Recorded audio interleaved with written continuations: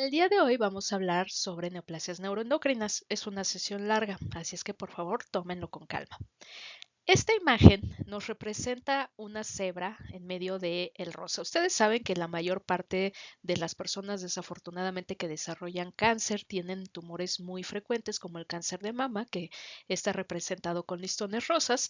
Sin embargo, esta imagen lo que nos habla es de aquellas enfermedades raras y estos cánceres raros que se representan con la cebra. De hecho, no solamente las neoplasias neuroendocrinas, sino todas las enfermedades raras pueden estar representados por las rayas blancas y negras de estos animalitos y el día 10 de noviembre es el día en donde se genera mayor conciencia sobre estas neoplasias neuroendocrinas. En este año, en la Sociedad Mexicana de Nutrición y Endocrinología, nuestro hashtag del grupo de neuroendocrinología es todo es neuroendocrinos, pero bueno, año con año, las personas que se dedican a estas neoplasias neuroendocrinas utilizan los hashtags como Let's Talk About NETs. Vamos a hablar en esta sesión de algunos temas que no necesariamente corresponden solo a las neoplasias neuroendocrinas, sino que también voy a tocar un poco la función del sistema neuroendocrino y el origen de estas células neuroendocrinas, la epidemiología, la clasificación de estas neoplasias, obviamente el diagnóstico y el tratamiento, pero específicamente en qué lugar está el endocrinólogo para el manejo de estas neoplasias neuroendocrinas. Adentrémonos a conocer al desconocido, sabiendo entonces qué es lo que hace y qué es el sistema neuroendocrino. Sabemos que existe una comunicación entre las neuronas y las hormonas. Generalmente lo tenemos como dos sistemas totalmente diferentes y por supuesto que existen neurólogos y neurocirujanos y los endocrinólogos que nos dedicamos a las hormonas precisamente porque son dos sistemas separados. Sin embargo, hay puntos en donde coinciden o en donde tienen que trabajar juntos. Y estos puntos de unión son el sistema nervioso autónomo y el sistema neuroendocrino. Esta comunicación tiene que darse ya que las hormonas normalmente presentan respuestas más lentas, pero son capaces de dar estas respuestas durante tiempos muy prolongados y sabemos que un impulso en una neurona pues es muy rápido, pero igual se acaba rápidamente. Entonces muchas veces el cerebro y el sistema nervioso van a mandar una orden, pero el que va a mantener la respuesta a largo plazo va a ser nuestro sistema endocrino. Cuando nosotros hablamos de un concepto tradicional de una célula neuroendocrina, lo primero que nos enseñaron es que existía entonces este cerebro y el hipotálamo, la hipófisis sobre todo, que controlaban a todo este sistema y entonces ellos a través de la sangre mandan una señal a una célula blanco y una célula neuroendocrina tiene una entrada desde un nervio y da una respuesta hormonal. Pero en general ahora el concepto se ha cambiado y este es el nuevo concepto que tenemos al respecto de estas células neuroendocrinas que antes pues solamente sabíamos que estaban ahí, que nos daban tumores, pero actualmente sabemos que tienen muchas funciones y esta función principalmente es la de comunicar. Y la comunicación no va solamente del sistema nervioso al endocrino, sino que también va en el sentido contrario y no solamente entre estos dos sistemas, sino que también existen comunicaciones con el sistema inmunológico y con la reserva de energía que tiene un individuo. ¿Por qué? Porque estas células neuroendocrinas van a estar localizadas en puntos en donde tenemos que interactuar con todos estos sistemas, pero también tenemos que interactuar con el medio ambiente. Si ustedes se dan cuenta, las células neuroendocrinas van a estar en los epitelios, en el estómago, en el intestino, en el pulmón, y lo que tienen que hacer estas células neuroendocrinas es detectar aquella microbiota o químicos o sustancias normales que están en este microambiente y distinguirlas de aquellos organismos patógenos, toxinas o cosas que nos están haciendo daño. Entonces, el hecho de solamente recibir órdenes y dar una respuesta no sería suficiente para poder hacer este manejo de comunicación o de información. Entonces, esta célula neuroendocrina, su función principal va a ser la de secretar hacia hacia el medio ambiente o hacia la sangre estos péptidos o estas hormonas que tiene produciendo, pero también va a tener muchas funciones parácrinas en donde va a comunicarse con las células del epitelio, incluso con las células madre de ese tejido, para avisarles, ¿sabes qué? Estamos teniendo daño, tienes que empezar a reproducirte, tenemos que regenerar también estas células. Y si ustedes se dan cuenta, muchas de las hormonas que se producen en estas células neuroendocrinas van a ser factores de crecimiento. La gastrina, por ejemplo, es un factor de crecimiento para el epitelio del estómago.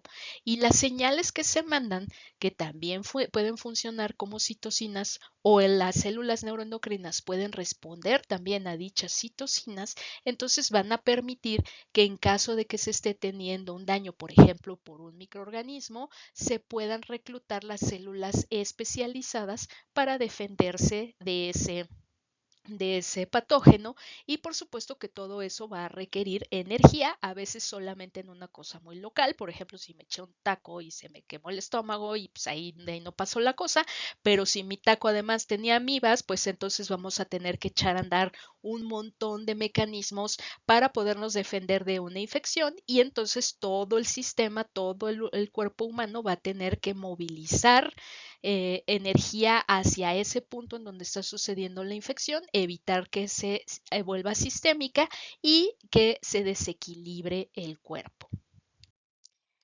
Por lo tanto, estas células neuroendocrinas pues no van a tener una sola forma o una sola función, sino que también va a depender de qué tipo de célula neuroendocrina es y cuál es la función principal que tiene. Algunas células son más neuro que endocrinas y algunas son más endocrinas que neuro. ¿Por qué? Porque hay algunas células que son realmente neuronas, tienen un núcleo, un axón y van a secretar péptidos.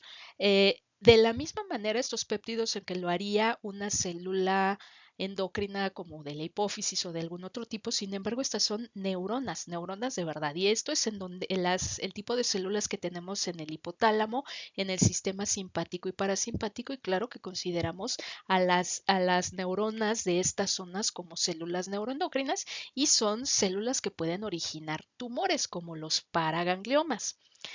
Por otro lado, las células que son más bien endocrinas, como en el concepto tradicional que teníamos de lo que era una célula neuroendocrina, que es una célula epitelial que está recibiendo órdenes de una célula neuroendocrina, pues va a tener las características de los tejidos que conocemos habitualmente y algunos marcadores epiteliales que son característicos de estas células.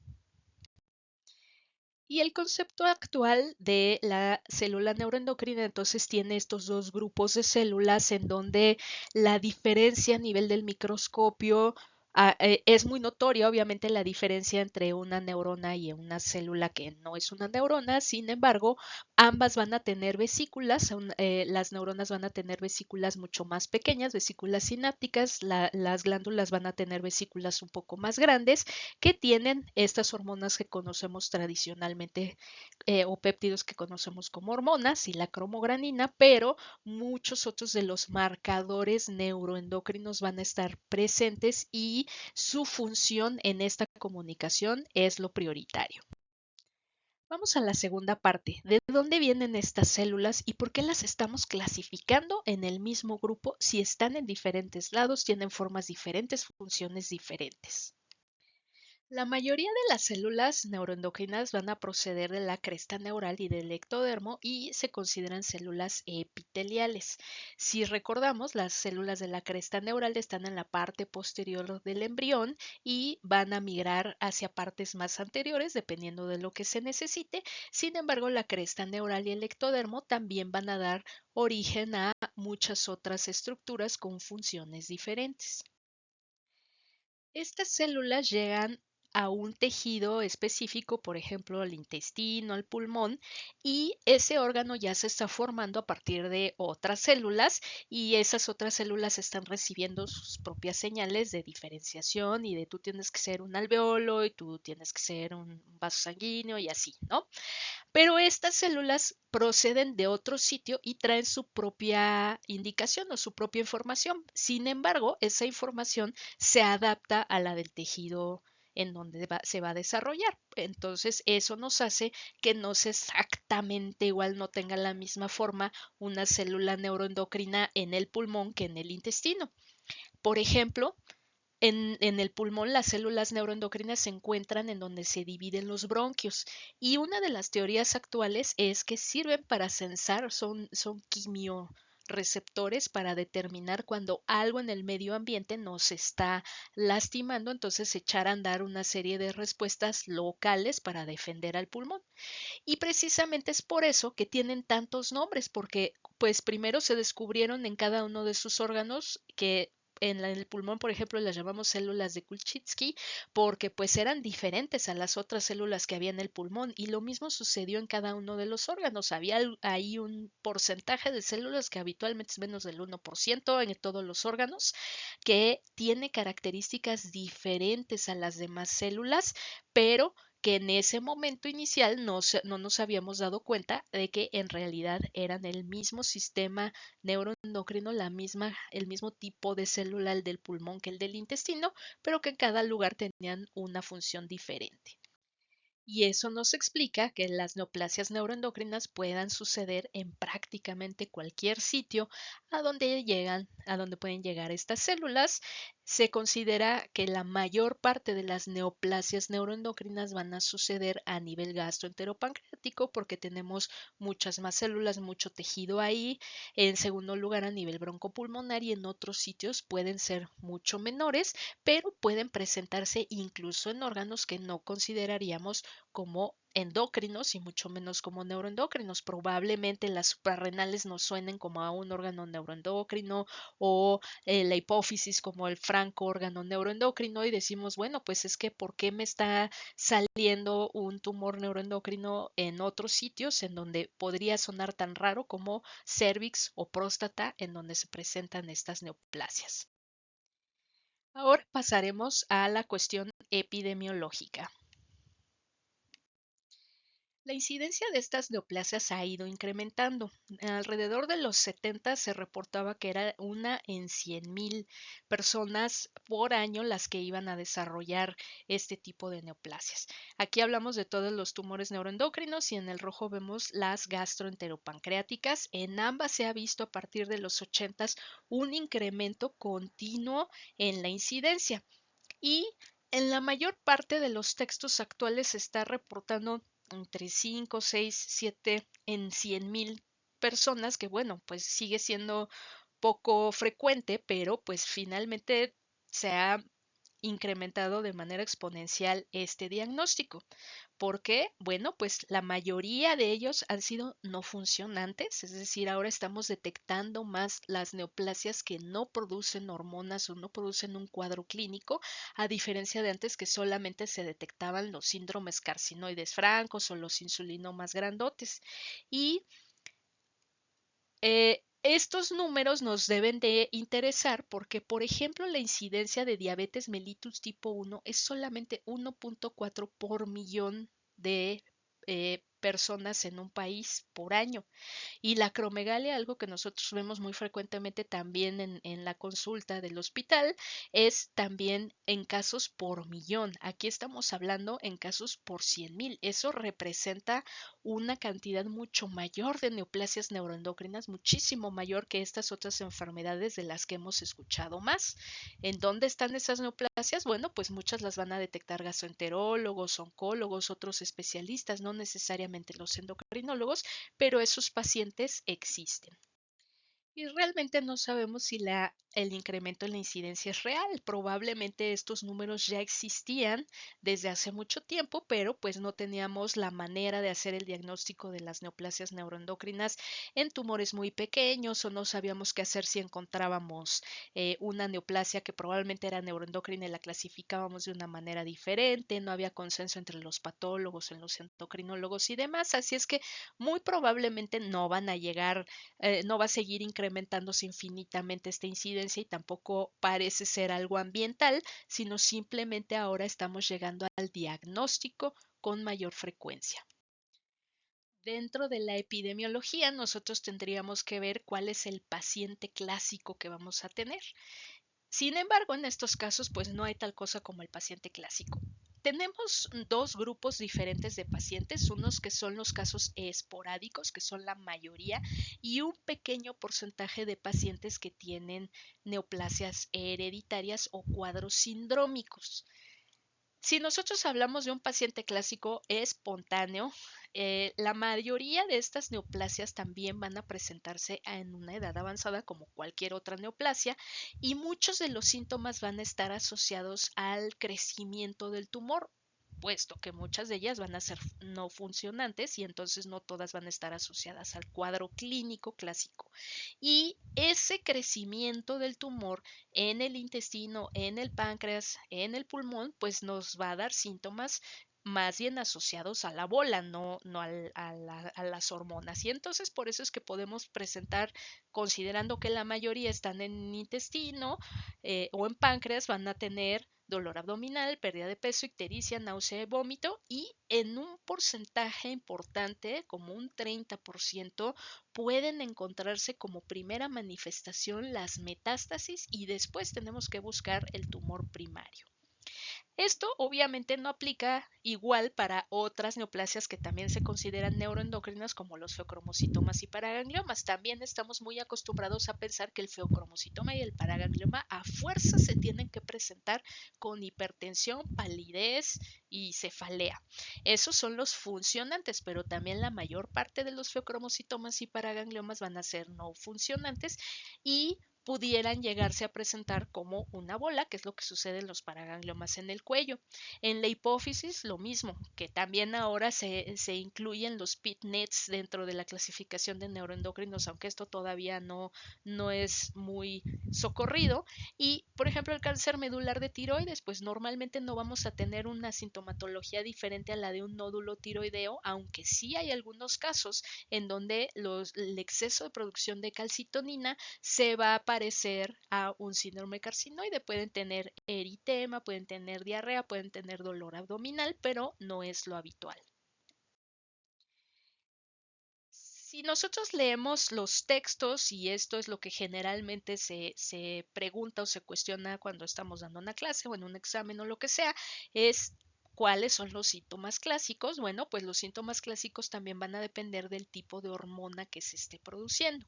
En el insulinoma sabemos muy bien que la triada de Whipple es como la característica en la que tenemos que corroborar y que tenemos que hacerle una prueba de ayuno al paciente y demás.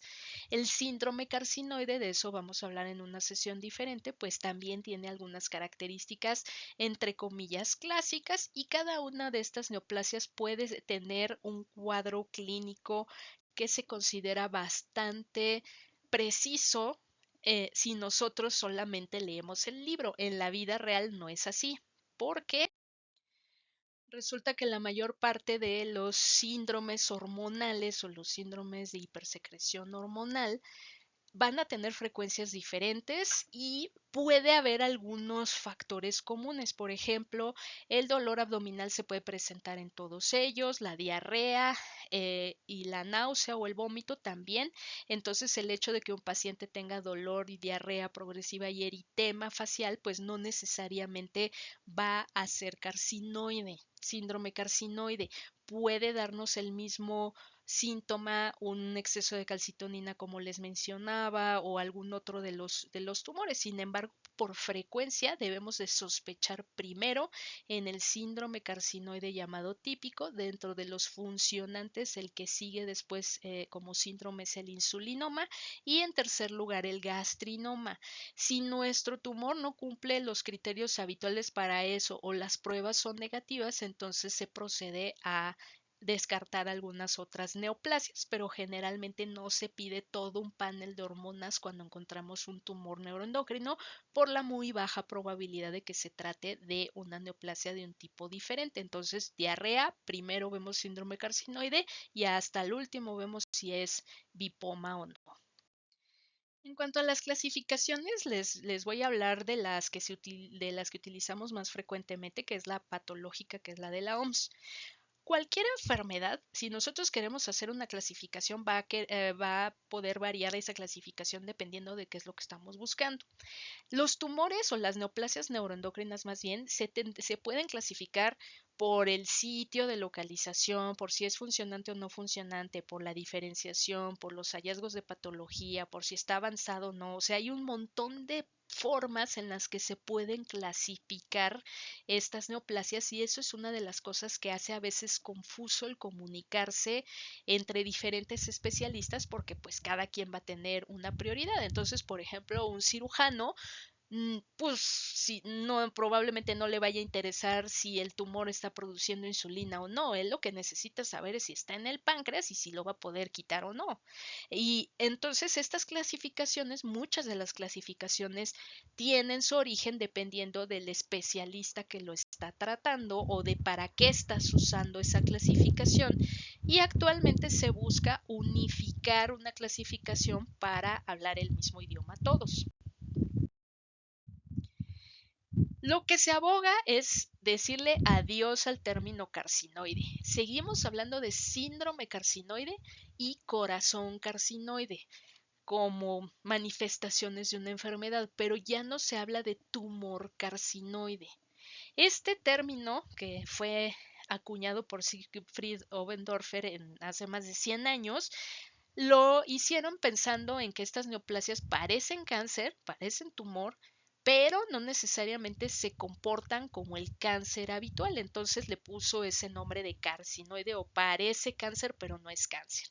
Y se ha ido al desuso este término precisamente porque no habla bien de que se trate de una neoplasia maligna. O sea, el hecho de que tú digas parece cáncer pero no es cáncer haría pensar que nunca vas a tener metástasis. Y no es así, sí los pueden tener. La diferencia es que su comportamiento es mucho más lento y esas metástasis o ese crecimiento se va a presentar mucho más lento de lo que lo hace un carcinoma en los términos que conocemos como cáncer, pero debe de evitarse ese término para no confundir ni a los médicos ni a los pacientes. Entonces sigue siendo complicado porque si ustedes ven muchos pacientes que se diagnosticaron hace muchos años, su reporte de patología sigue diciendo tumor carcinoide. Y las notas de evolución en los últimos 20 años siguen diciendo tumor carcinoide. Entonces hay mucho conflicto a veces para hacer entender a las personas que no están familiarizadas con esta nueva terminología el hecho de que, o sea, sí era un tumor carcinoide, pero ya no se llama así y ahora se llama tumor neuroendocrino, grado tal, ¿no? También la confusión surge de que la clasificación de la nueva clasificación de las neoplasias neuroendocrinas, que es la de la OMS, que se publicó desde el 2019, pero entró en vigor en el 2022, es hablar de neoplasias neuroendocrinas. Y el término neoplasia neuroendocrina incluye todos los casos, aun cuando todavía no tengas una biopsia y todavía no tienes pruebas, pero tampoco tienes dudas de que se trata de una neoplasia neuroendocrina. Entonces la imagen te dice el cuadro clínico del paciente, este es un síndrome carcinoide, bla, bla, bla, pero sabemos cómo es la situación para estas enfermedades. No se hace el diagnóstico en el mismo día que llega el paciente, se tienen que ir pidiendo estudios y se tiene que llegar a la conclusión diagnóstica de si eso no es, pero una vez que tú tienes una cierta certeza de que tiene una estirpe neuroendocrina, o sea que el origen de esa célula es neuroendocrina, se va a llamar neoplasia neuroendocrina. Y después, ya que tengas una biopsia, una cirugía o que tengas algún otro tejido, y aquí sí tiene que ser una situación de patología, no lo puedes diagnosticar de otra manera, se va a clasificar en tumor o carcinoma. Ojo, la diferencia aquí es que estamos acostumbrados a hablar de carcinoma cuando es metastásico y adenoma cuando es benigno, ¿no? O cuando no tiene metástasis. Sin embargo, justamente la situación con estas neoplasias neuroendocrinas es que la neoplasia más chiquita y con la menor cantidad de mitosis te puede dar metástasis dentro de 10 años.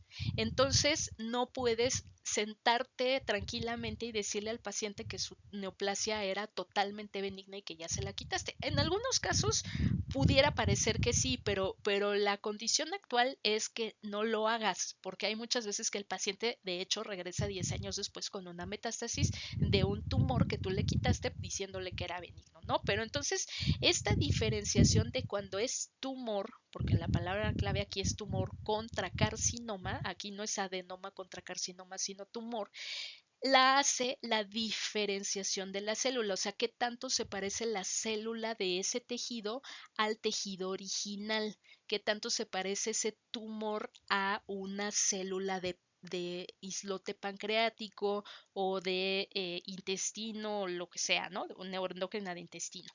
Y dentro del grupo de los tumores o NETs vamos a tener 3 grados y estos grados van a estar clasificados por el número de mitosis marcados por el Ki-67. Esto es inmunohistoquímica y si vemos, entonces igual, por ejemplo, que en la hipófisis, 2% o menos es grado 1, 3 a 20 o más de 20.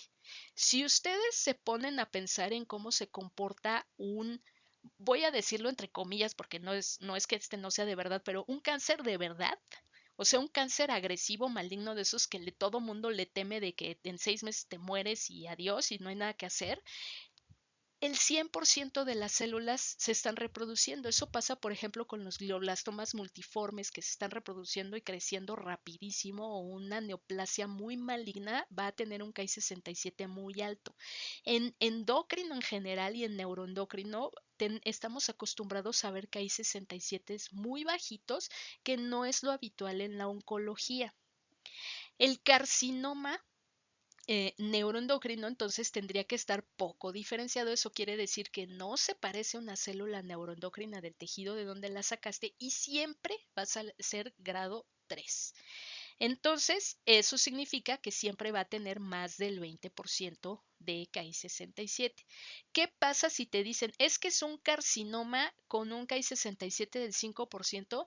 Pues es que realmente ahí te está fallando tu patólogo. Porque si tu patólogo te dice es que está poco diferenciado, esta célula no se parece en nada y no encontré muchas mitosis, entonces o no es neuroendocrino o no es o alguno de tus controles de inmunohistoquímica salió mal o revisaste una parte del tejido en donde no se están viendo todas las mitosis, algo está pasando. Pero los carcinomas son arriba de 20% e incluso arriba del 55% y la diferenciación se hace precisamente porque se comportan totalmente diferente. Esta es entonces la clasificación actual, entre comillas, universal que tenemos, en donde tenemos tumores bien diferenciados, grado 1, 2 o 3, y dentro de los carcinomas vamos a tener tumores de células pequeñas y de células grandes y algunos casos especiales que son mixtos, en donde necesitas tener un tejido diferente. Entonces puedes tener un adenoma con un neuroendocrino, puedes tener un sarcoma con un neuroendocrino. Entonces son neoplasias que tienen un caso diferente y en donde va a dominar la patología más agresiva. Entonces, si tu neoplasia neuroendocrina es un carcinoma y el otro es un adenoma, pues obviamente el que va a mandar el tratamiento, el diagnóstico y todo va a ser el neuroendocrino. Pero si tu otra neoplasia es un adenocarcinoma feísimo, pues entonces ese es el que va a mandar el tratamiento y el manejo porque el neuroendocrino se va a comportar un poquito mejor. La mayoría de las neoplasias neuroendocrinas van a ser tumores bien diferenciados, grado 1 o 2, afortunadamente, y los menos van a entrar en otras clasificaciones. Y estas clasificaciones van a ir cambiando porque les repito, va a depender de para qué voy a usar estas clasificaciones y si sí es útil o está sirviendo para lo que se supone que es. Algo que sabemos, por ejemplo, en tiroides existe la clasificación de la ATA y de TNM.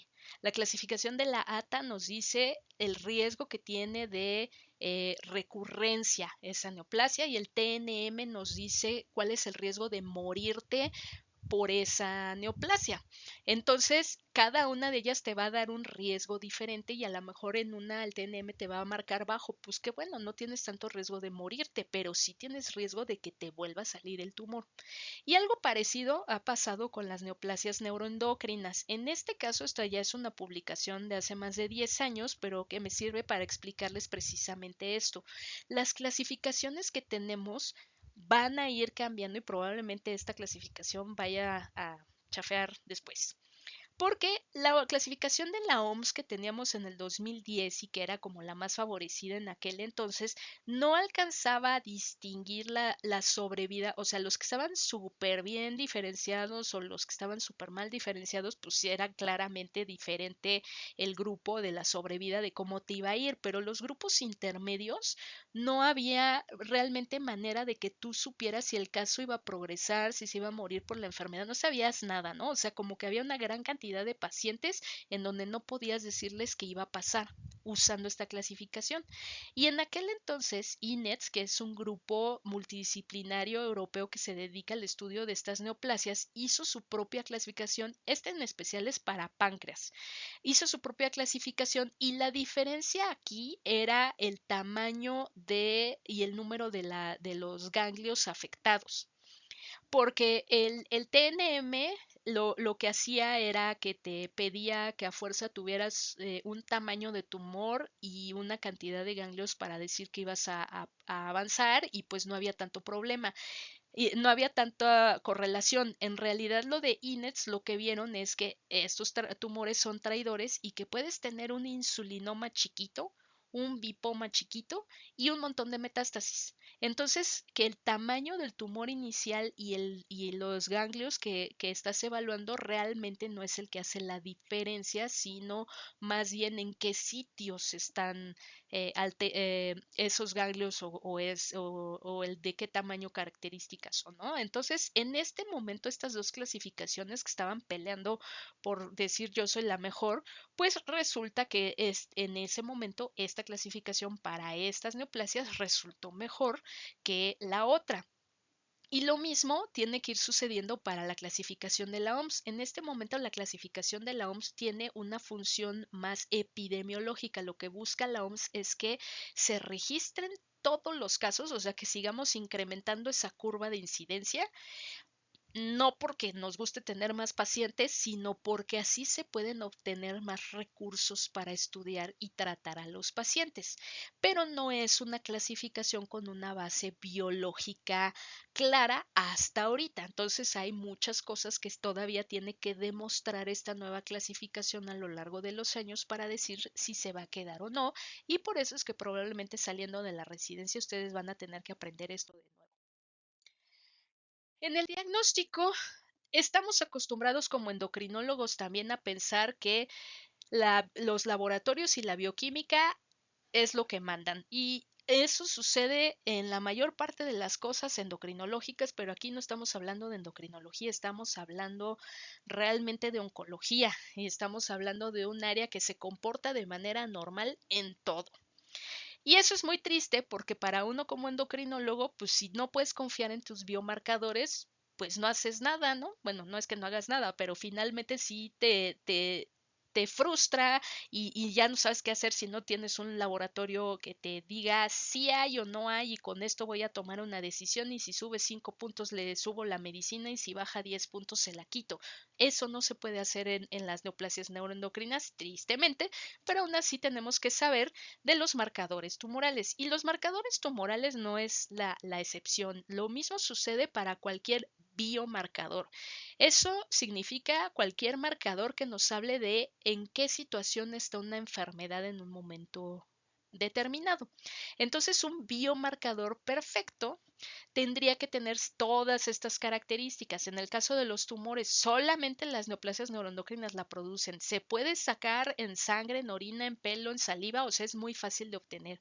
Solamente se podría medir si hay tumor y si ya quité el tumor, se elimina ese marcador, como sucede a lo mejor como en la tiroglobulina, ¿no? Si yo ya quité la tiroides completa y la quemé con yodo, ya no tengo por qué tener tiroglobulina. Eso no sucede aquí. También, y si empieza a incrementar, quiere decir que el tumor está creciendo y por lo tanto refleja el tamaño o la cantidad de células que yo tengo tumorales. Todo eso no sucede aquí a diferencia de lo que sucede en muchos otros biomarcadores, porque la cromogranina, que es el marcador tumoral que utilizamos, que se puede medir en orina y muchos de los metabolitos en sangre se pueden medir también en orina. Sabemos que, por ejemplo, el cortisol se puede medir hasta en el pelo. Eh, y se puede detectar incluso en la inmunohistoquímica, algo que la hace muy útil, pero no es un marcador exclusivo de tumores ni de carcinomas neuroendocrinos, sino que es un marcador de células neuroendocrinas. Entonces, todas las células neuroendocrinas van a producir cromogranina porque este marcador, esta proteína está asociada a los gránulos secretorios y entonces cualquier cosa que me haga secretar más hormona va a incrementar también la cantidad de cromogranina y no tenemos ningún marcador perfecto. Sabemos que los marcadores que tenemos para las neoplasias neuroendocrinas, entonces las hormonas en específico, si yo voy a medir gastrina, voy a medir insulina, voy a medir ACTH, pues la voy a medir solamente si ese tumor está produciendo ese tipo de hormonas, si no, no me va a servir. Y me va a funcionar mejor si a pesar de que es una neoplasia neuroendocrina, está en el sitio en donde yo esperaría que esa célula estuviera. Por ejemplo, si la insulina se está produciendo en el páncreas. Problema va a ser, y si existen casos, de que se produzca insulina en un tejido que no debe de producir insulina, que podría ser cualquier otro que no sea el páncreas. Y los que están bien diferenciados, porque entre mejor diferenciados, o sea, que sean tumores y no carcinomas, tienen la maquinaria para producir esa hormona y no otras, y la van a producir completa y bien, y la van a secretar y la vamos a poder medir, y aparte van a responder a los estímulos que haría una hormona normal. Entonces, si yo hago pruebas de estimulación y de supresión, si le pongo desmopresina a mi paciente y demás, van a responder como una célula normal a la carga de glucosa, a la insulina, al cosintropín, van a tener una respuesta exagerada o anormal porque son tumores, pero van a responder. Entonces, pues también, si tenemos una célula poco diferenciada que está en un sitio en donde no debería de estar y o las que no son funcionantes, pues todas nuestras artimañas endocrinológicas, que es hacer pruebas dinámicas, pues tienen menor sensibilidad y especificidad. De los marcadores que tenemos para evaluar neoplasias neuroendocrinas, los más socorridos es la cromogranina A y el ácido 5-hidroxindolacético urinario. Este es un metabolito de la serotonina y se utiliza más precisamente porque la mayoría de los tumores funcionantes van a ser asociados a síndrome carcinoide y por lo tanto un metabolito de la serotonina va a ser lo que necesitamos, y la cromogranina porque es un marcador universal de células neuroendocrinas. Tenemos otros marcadores que se han ido utilizando a lo largo de los años y evaluando y que nos sirven para determinar si el tumor está empezando, si ya está muy avanzado, si el tratamiento está funcionando o qué va a pasar con ese paciente. Pero en específico, estas de cromogranina y el ácido 5-hidroxindolacético son los que tenemos al alcance, entre grandes comillas, bueno, bonito y barato, porque la medicina o los estudios de transcriptoma, que es la biopsia líquida de la que hablábamos también en algún momento, no están disponibles actualmente en nuestro país más que con fines de investigación. Y como todo en medicina o muchas cosas en la ciencia, lo que primero encontramos y pensamos, esta es la solución a todos nuestros problemas y vamos a medirlo y usarlo para todo, y hasta después nos enteramos qué era, de dónde salió, para qué sirve, cómo se regula y demás.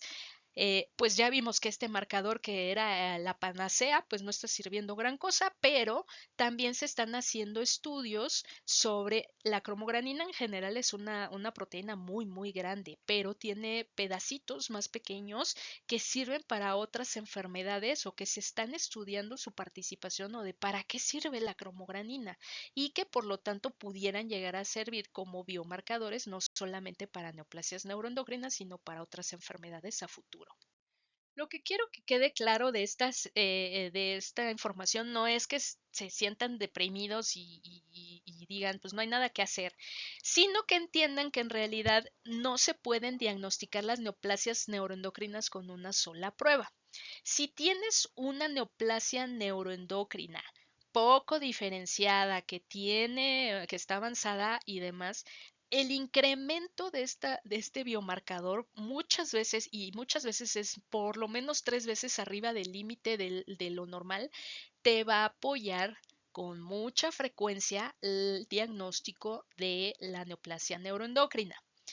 ¿Qué pasa, por ejemplo, con neoplasias súper bien diferenciadas como los insulinomas, que el 90% de los casos están bien diferenciados y tienen un comportamiento benigno, pues que se van a parecer mucho al control? Entonces, pues probablemente no vale la pena hacerle cromograninas a todos los insulinomas a menos que detectes que haya metástasis o que el comportamiento de tu tejido también no es tan adecuado, ¿no? Pero pues no vas a mandar al paciente a hacerle un estudio de orina de 24 horas si tienes un insulinoma bien diferenciado, o sea, no tiene nada que ver uno con el otro, pero va a haber otras neoplasias en donde sí, y una sola prueba no va a ser suficiente, a veces hay que repetirlas. Siguen siendo útiles porque la cromogranina A se mide en sangre. Hay que saber cómo tomarlos y una de ellas es que no debemos de llenar el frasquito ni de más ni de menos, se tiene que procesar inmediatamente y tienen que llevar una dieta 3 días antes para poderse medir adecuadamente, precisamente porque son hormonas, son proteínas intestinales que se van a producir con cualquier taco lleno de amibas que nosotros le demos de comer al paciente. Entonces tenemos que medirlo en condiciones en donde no debería de producirse. Y el estudio de orina de 24 horas se tiene que hacer en un frasco especial en donde no le dé luz. Y por eso es que hay muy pocos laboratorios actualmente que procesan adecuadamente estos marcadores. Seguimos con las noticias tristes. La sensibilidad y especificidad varían incluso habiendo un verdadero tumor o una neoplasia neuroendocrina en un paciente. ¿Por qué? Por ejemplo, los pacientes que tienen neoplasia endocrina múltiple tipo 1 y generalmente tienen una elevación de la cromogranina que puede ser a lo mejor 2, 3 veces por arriba del límite de la cromogranina como la estamos midiendo porque su sistema neuroendocrino está mal. Entonces siempre tienen una cierta secreción y pueden tener adenomas, o sea, a lo mejor el hiperparatiroidismo y la hipófisis y el páncreas y todo, y van a tener niveles elevados y no necesariamente una neoplasia gastroenteropancreática y en esos casos van a tener una elevación. Pero, por ejemplo, ese mismo paciente con una neoplasia endocrina múltiple tipo 1 que tiene un gastrinoma o que tiene una neoplasia gastroenteropancreática y tiene estos niveles, y sí llegan con estos niveles, sobre todo cuando son metastásicos, 100, 500, 1000 veces por arriba del límite superior normal, la sensibilidad y especificidad van a incrementarse muchísimo. Este es el caso del Selliger-Ellison, ¿no? Entonces, la sensibilidad y especificidad va a depender dependiendo de si es un caso esporádico, una neoplasia endocrina múltiple, el tipo de tumor y cuántas veces por arriba del límite superior normal se encuentran. Entonces, si tienen menos de 3 veces por arriba del límite superior, que era lo que decíamos, pues eso probablemente no está asociado a una neoplasia endocrina.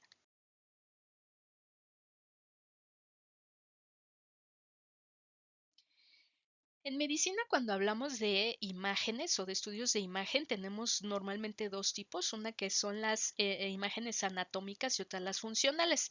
Las anatómicas son la estructura, el ultrasonido, la endoscopía, la tomografía y la resonancia, y las funcionales es qué tipo de receptores tiene este tejido y que hablamos de medicina nuclear. Pero existen combinaciones que son imágenes híbridas, que es el SPECT o el PET y el se juntan con una tomografía o una resonancia entre comillas común y corriente y que combinadas nos dan mejores resultados que cada una por su lado. Vamos a ver eso. No necesariamente tendríamos que hacerle un PET o un estudio de imagen de medicina nuclear a todos los pacientes.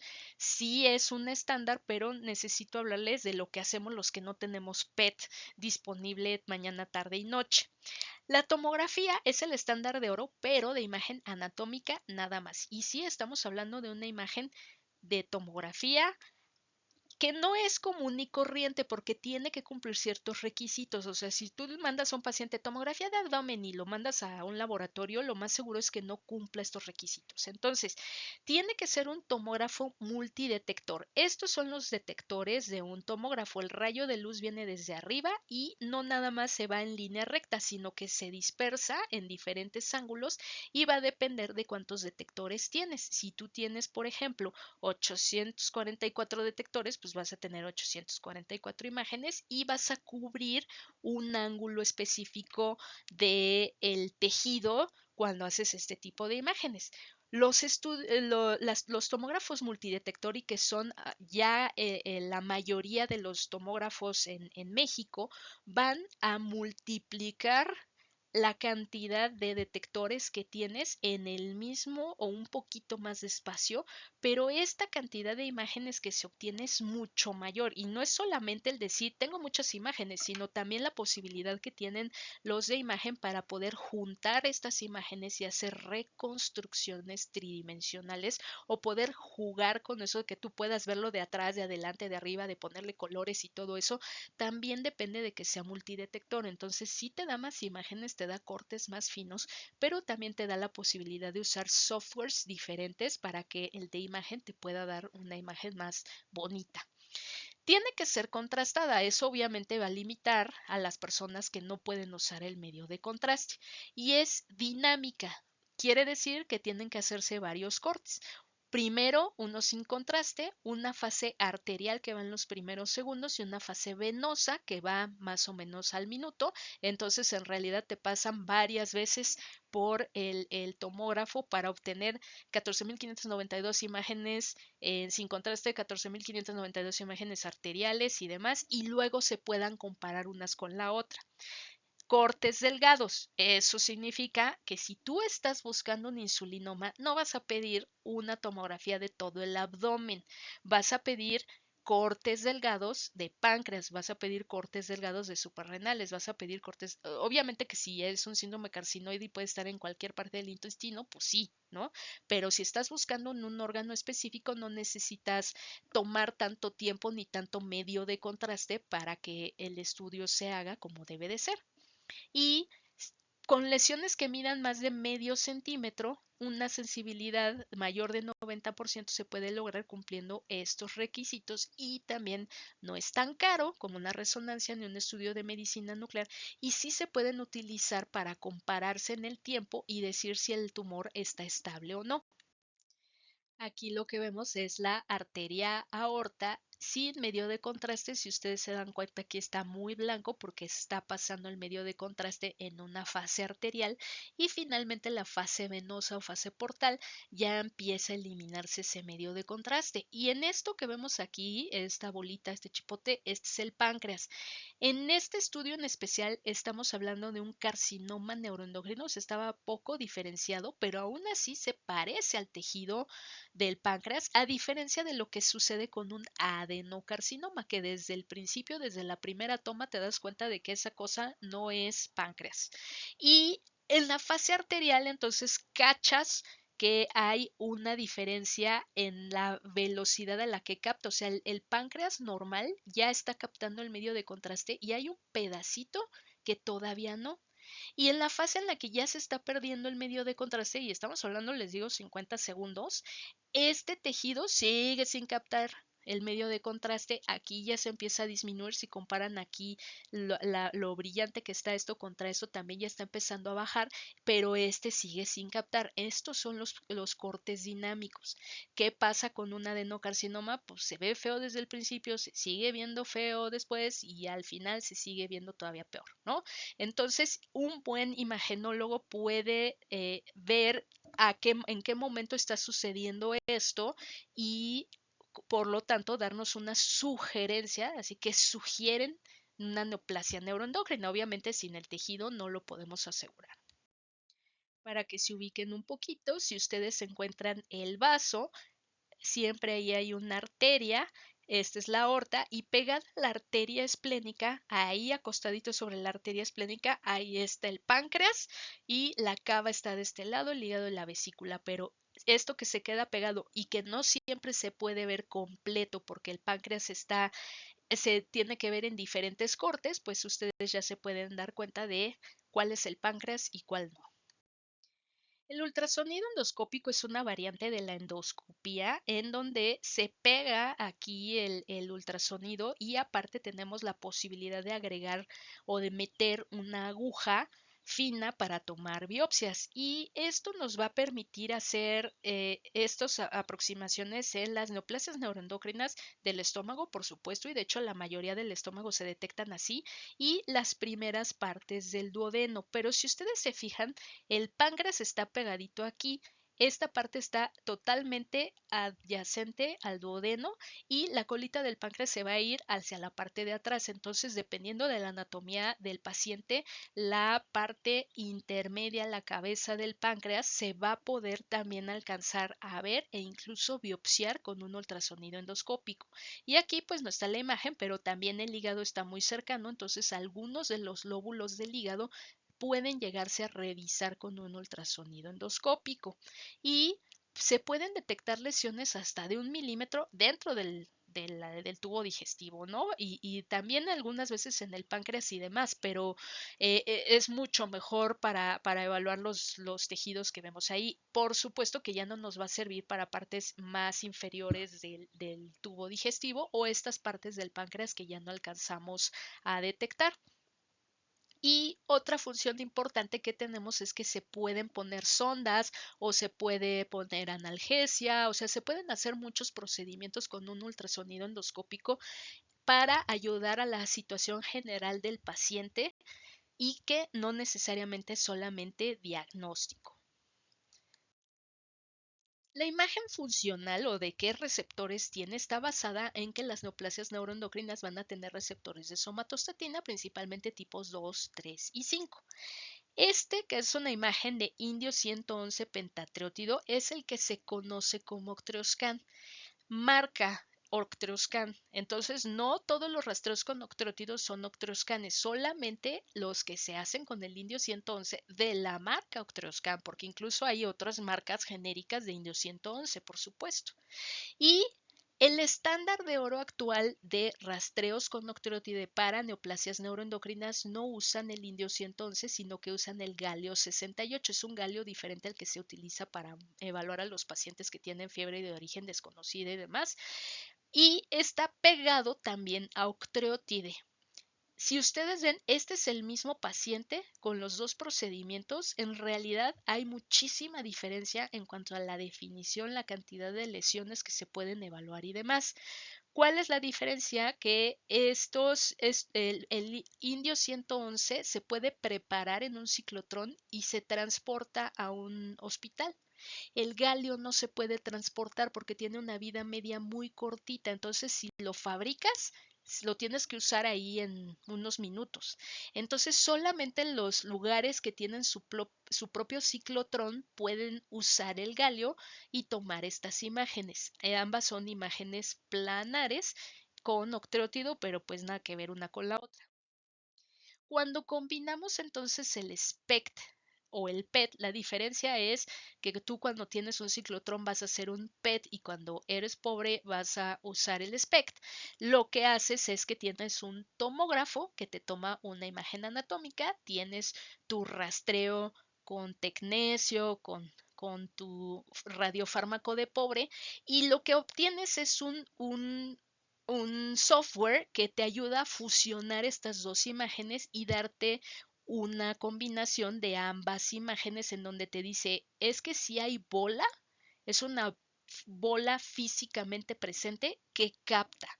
¿Por qué? Porque el octreotide y los receptores de somatostatina también están en tejidos normales. Entonces, zonas de inflamación, si te acaban de operar, si tienes intestino irritable, o no sé, lo que sea, te pueden causar hipercaptación y la imagen anatómica tiene que corroborar que hay una bola. Y solamente si suceden las dos cosas, bola anatómica e hipercaptación funcional, te van a decir zona de hipercaptación o una lesión con hipercaptación y bla, bla, bla. ¿Por qué? Porque también tu médico nuclear, si es una persona decente, no te va a decir que son diagnósticas de un tumor neuroendocrino, ¿no? Sino que te va a decir que hay una lesión, porque a él no le consta que sea tumor o carcinoma o lo que sea, o una grapa que te dejó el cirujano ahí, y que tiene hipercaptación o sobreexpresión de los receptores que estás evaluando.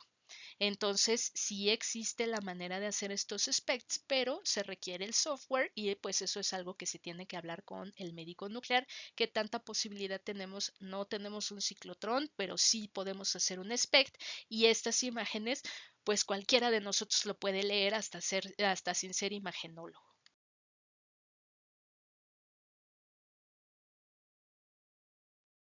¿Qué vamos a usar entonces para diagnosticar a nuestros pacientes? Bueno, pues todavía hay evidencia clínica limitada para muchas cosas como células completas o microRNA, y tenemos un poco más de información para los biomarcadores y los estudios de imagen y sabemos que algunos son mejores que otros, que nuestros marcadores, biomarcadores, pues no resultan tan buenos y que probablemente tenemos que darle, no probablemente, lo que se recomienda es darle prioridad a la imagen, a lo que encontramos en nuestra tomografía, resonancia o nuestro espectro, nuestro PET, probablemente va a ser mucho más útil si están bien hechos que las diferencias que encontremos en nuestra cromogranina o nuestros marcadores tumorales. Dejó de haber galio en toda América Latina hace unos años por la guerra en Ucrania, porque hay muy pocos lugares en donde se puede procesar estos fármacos de manera legal y Estados Unidos sí tiene sus plantas, pero América Latina no, entonces no podíamos ni siquiera comprarlos. Y por eso es que se empezaron a utilizar algunas otras alternativas que resultaron no ser tan malas.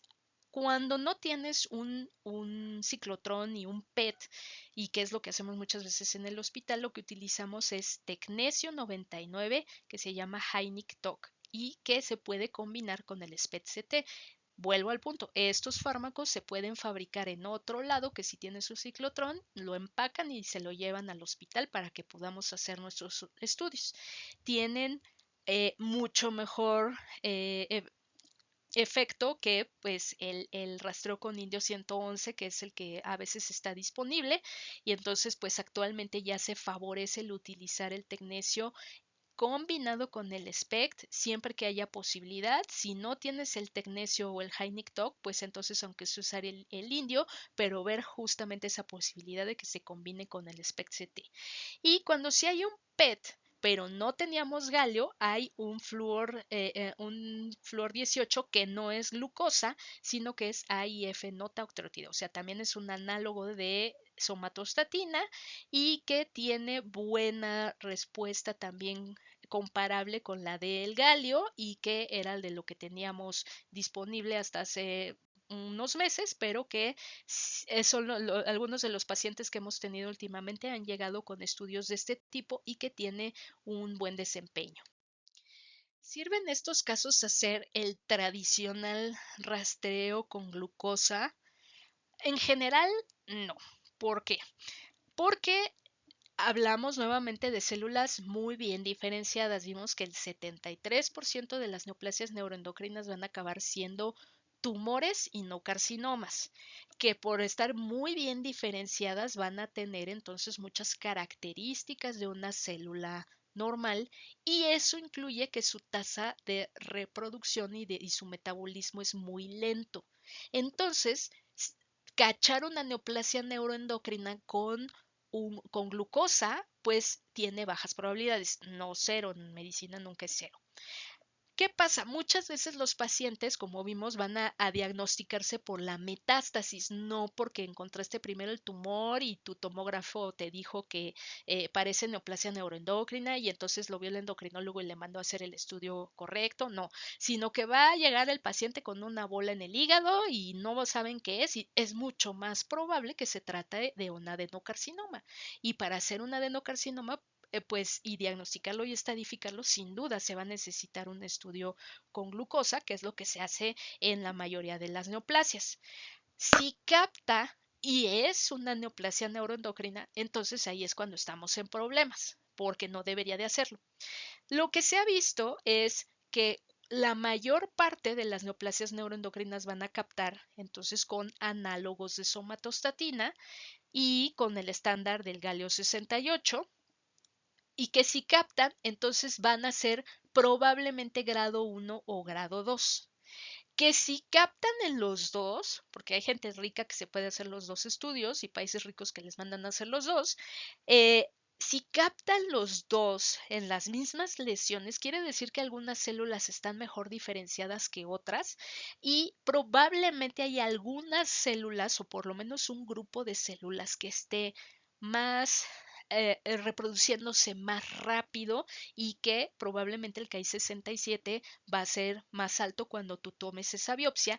Y si solamente capta con glucosa, probablemente estés hablando de un tumor grado 3 o de un carcinoma. Entonces, no es que no nos sirva de nada, sino que no va a ser el primer estudio que vas a pedir en el orden en el que hemos llevado esta sesión, pero muchas veces en las neoplasias neuroendocrinas sucede al revés. O sea, primero se encontró la bola, se le hizo un rastreo, el rastreo de glucosa salió positivo, se le tomó una biopsia y resultó neuroendocrino, ¿no? Entonces tenemos que considerar que probablemente vaya a tener un comportamiento más agresivo.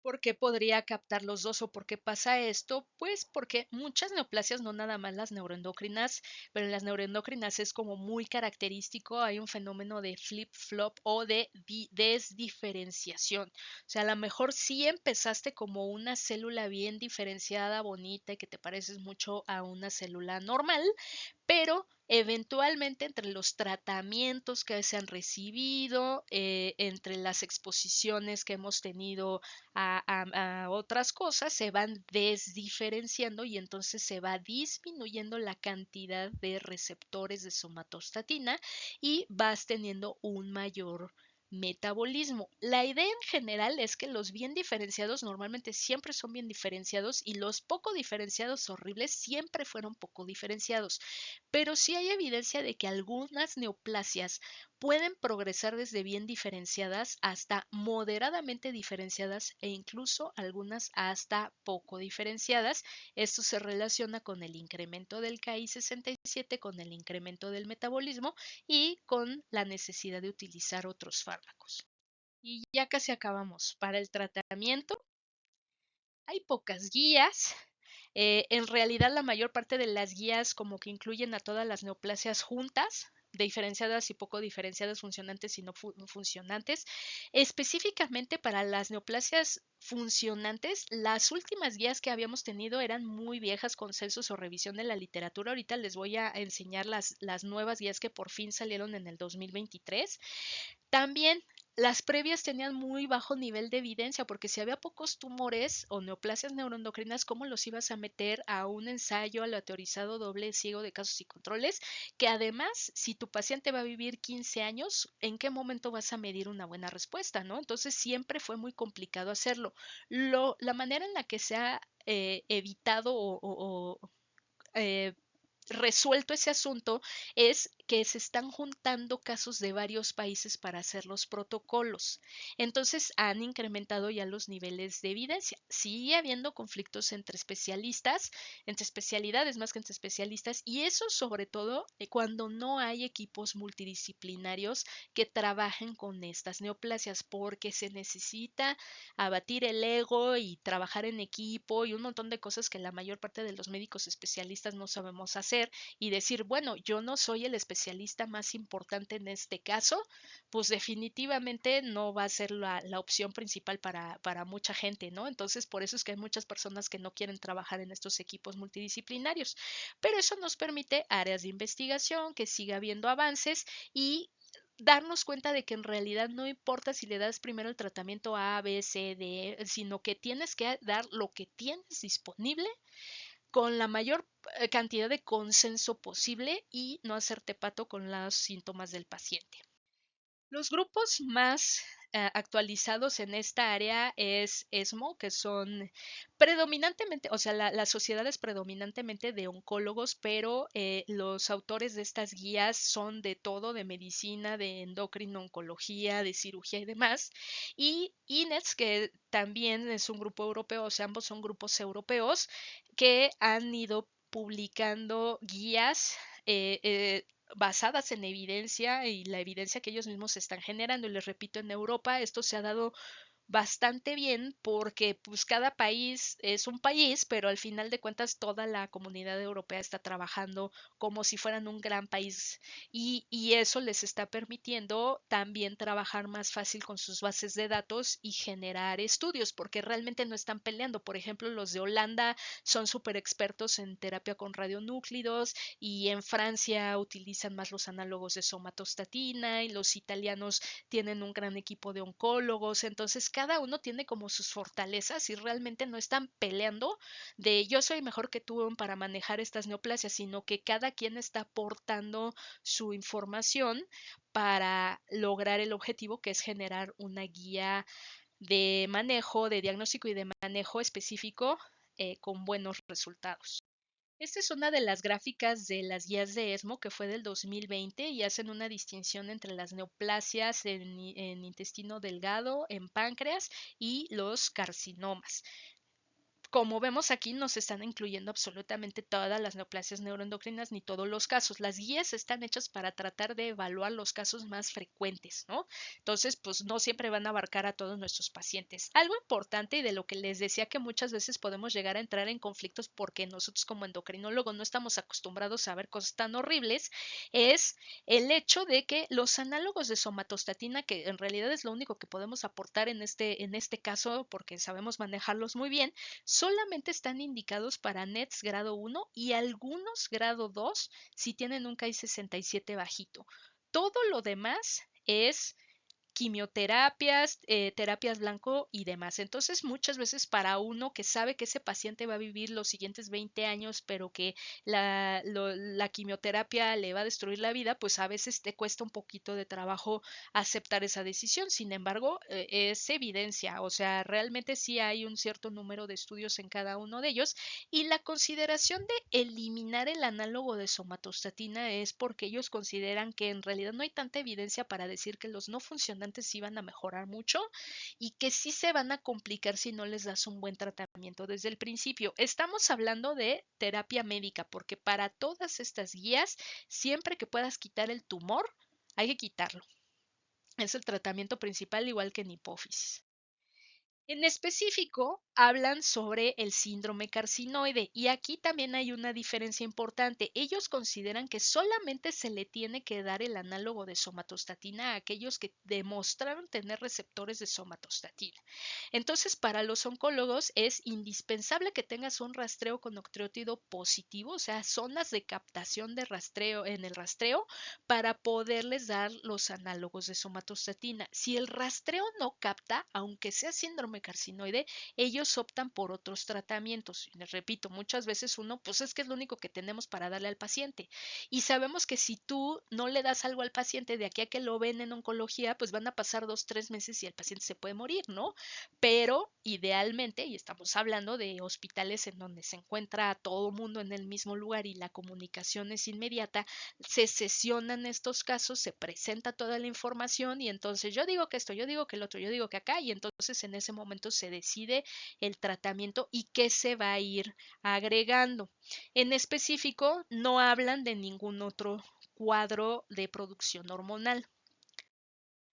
Aquí es en donde entra también la utilidad de las otras guías de INETS que son del 2023, en donde sí tienen un algoritmo no para insulinoma, sino para hipoglucemia. Están hablando de cómo se debe de abordar y hacer el diagnóstico de otras entidades que no son insulinoma, y solamente cuando consideras que es insulinoma procedes a hacer los estudios y los tratamientos que ellos te sugieren. Igual tienen un algoritmo para hipergastrinemia, no para gastrinoma. El algoritmo habla de las posibilidades de tener gastrina alta y que no todo sea un gastrinoma. Y eso es algo muy bueno porque generalmente en todos lados ven gastrina alta y automáticamente tiene un gastrinoma y hay que encontrárselo. Pues no, o sea, sí puedes tener gastrinoma en muchos eventos, pero también hay diagnósticos diferenciales que se tienen que considerar. Y tienen un algoritmo de tratamiento o en qué orden te recomiendan utilizar primera línea, segunda línea, tercera línea o hasta cuarta línea para tumores funcionantes, algo que no tienen las guías de ESMO. Si ven ustedes, entonces de primera línea no necesariamente también son los análogos de somatostatina para todos, porque va a depender del tipo de neoplasia de la que se está tratando. Y de hecho, el análogo de somatostatina viene en segundo lugar para algunos de ellos. Esto que dice PRRT es terapia con radionúclidos, que sería el equivalente a darle yodo radioactivo a nuestros pacientes, pero esto es octreótido radioactivo. De hecho, es lutecio. Eh, lutecio radioactivo que tiene receptores de somatostatina y que también ha ido incrementando en el tipo de línea en el que se está utilizando. Hay muchas neoplasias en donde sigue siendo la última línea de tratamiento, pero para algunos, como por ejemplo el lipoma y el leucogonoma, ya incrementó por la evidencia que se ha estado dando al respecto. Igual que el yodo radioactivo, no te va a dar un efecto inmediato y ellos lo que consideran es que muchas veces las neoplasias que producen hormonas no necesariamente van a quitarse, o sea, un insulinoma maligno no va a dejar de producir insulina. Sí va a disminuir y se va a tardar, pero no se va a eliminar. Entonces que necesitas tener los otros tratamientos bien puestos y no son tratamientos en lugar de, sino aparte de el tratamiento que le estás dando. Entonces, estas son las novedades que tenemos en las guías de neoplasias neuroendocrinas, que la verdad es que sí están cubriendo muchas áreas que no se habían cubierto previamente o que las guías de los endocrinólogos o de los oncólogos, o sea, que hace un solo especialista, no hablan. Y por último, también dentro del papel que tiene el endocrinólogo en el manejo de las neoplasias neuroendocrinas es que puedes tener comorbilidades neuroendocrinas y endocrinas. Si tú quitas un pedazo de páncreas, pues obviamente puedes tener insuficiencia pancreática endocrina y exocrina. Si tú quitas las suprarrenales, vas a tener insuficiencia suprarrenal. O sea, si tú quitas un órgano endocrino, vas a tener secuelas endocrinas que nosotros somos los que debemos de tratar. No es lo ideal que sea el oncólogo el que además de estarle manejando sus venenos va a tener que ajustarle la levotiroxina al pobre paciente, ¿no? Pues cada quien tiene su función. Y es frecuente que haya alteraciones tiroideas, 53% en la Corte Series de Estados Unidos independientemente de dónde esté el tumor, no nada más en páncreas, pueden tener diabetes tanto por el tumor como por los tratamientos.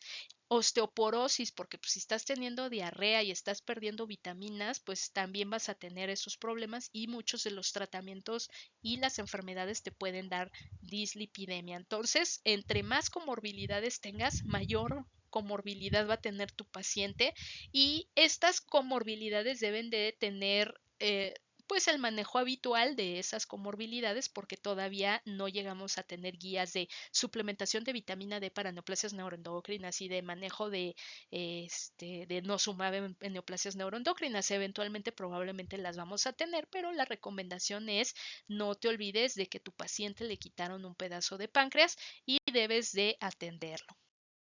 En conclusión, sí existen las neoplasias neuroendocrinas, son más comunes incluso que otras enfermedades que estamos acostumbrados a ver y cada vez que nos enfrentemos a una neoplasia neuroendocrina vamos a tener que actualizar esta información porque somos parte del equipo multidisciplinario.